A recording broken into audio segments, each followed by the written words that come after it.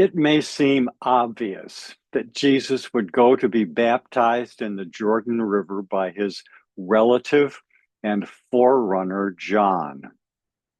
I do not imagine that Jesus debated in his mind whether or not to go for baptism, but I do believe that he thought deeply about its implications, communed with his Father, and made a full, deliberate, conscious choice to do the divine will.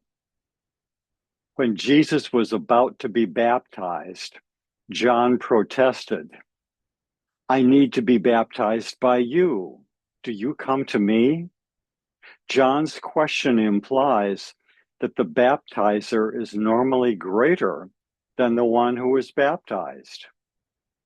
In reply, Jesus stated a deeper reason for coming to John: to fulfill all righteousness.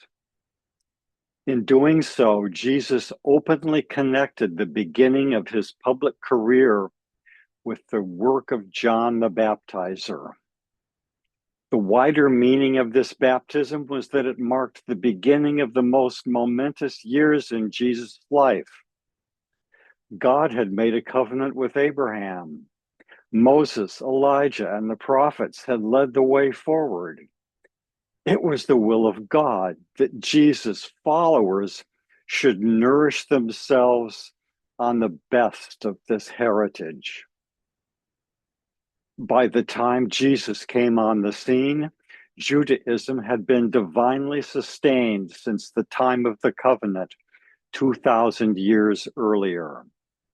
The network of synagogues centered on Jerusalem was extensive. For this network to carry Jesus' message would have been the ideal first step in the gospel becoming established worldwide. It seems plausible to regard this as God's plan A. But in addition to being loyal to his Father's will, Jesus was also realistic. Knowing the mindset of the religious leaders, he would have recognized the possibility that they would reject his mission. Conceivably, Jesus could have gone somewhere else and started a new religion free of the language of kingdom and Messiah, with their misleading and dangerous political and military connotations. But Jesus went to John for baptism in order to embrace Plan A. This required him to fulfill all righteousness by completely dedicating his will to the doing of his Father's will. The way of righteousness is the way of life, in contrast with evil and sin. After his baptism, Jesus encountered the devil and emerged victorious. To understand what Jesus overcame, we need to make a distinction between evil and sin.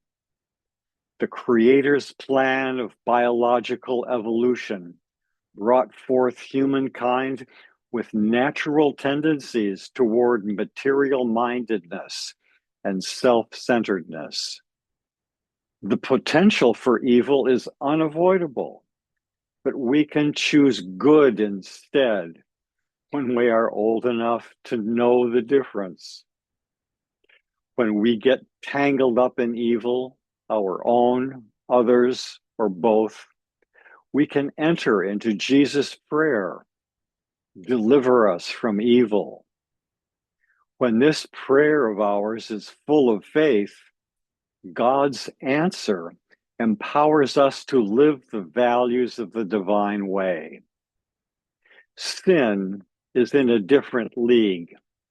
Sin rejects morality, betrays divine values, and rebels against the will of God with eyes wide open.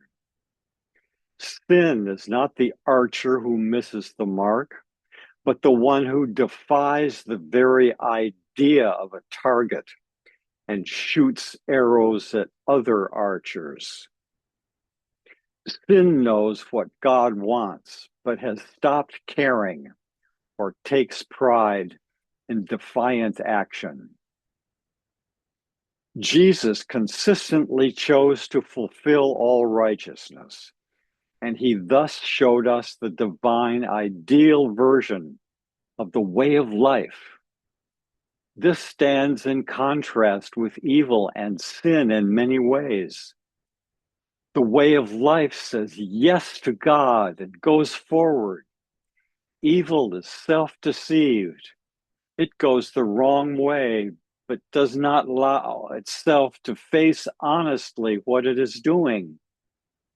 It may mistake its own vice for a virtue and cause atrocities. Sin is proud of living in reverse. The way of life uses free will to seek and do what is good. Evil pursues satisfactions that are wrapped up in self. Sin asserts the deceptive freedom of doing whatever one feels like and ends up with bitter consequences. The way of life faces problems with effective focus, a merry heart, and tenacious resilience. Evil procrastinates and takes the easy way out. Sin gathers its forces to distort truth and love.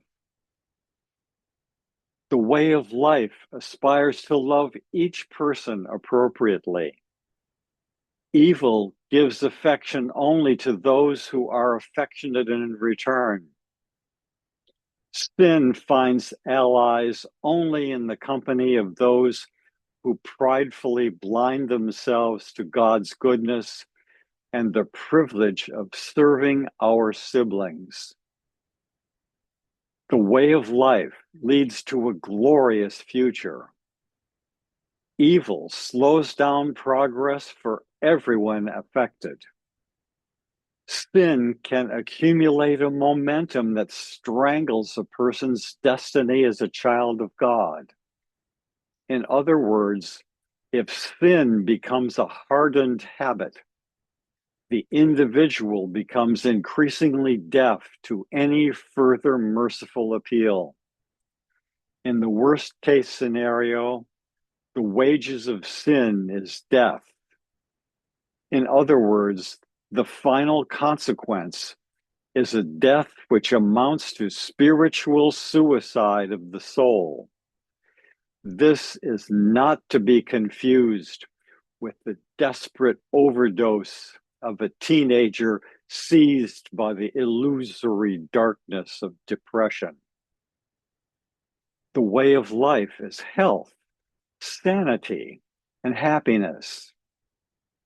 And so for now, no matter what is going on in your life and in our world, always know that you are a divinely created, infinitely loved son or daughter of the living God, whose spirit lives within you, your perfect guide and friend in this world and the next.